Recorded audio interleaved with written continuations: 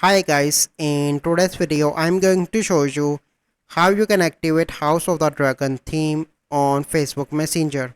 So the first step you need to do is to open Play Store and search for the Facebook Messenger.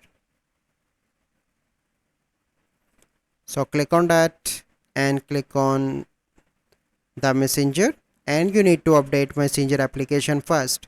Once you done that, you need to go back and you need to open Facebook Messenger. So once you open, you simply need to select any conversation with any of your friend. Click on your friend name. Click on your friend name on the top. Click on theme and select House of the Dragon. Click on select again, and now you can see that this theme is activated for this conversation.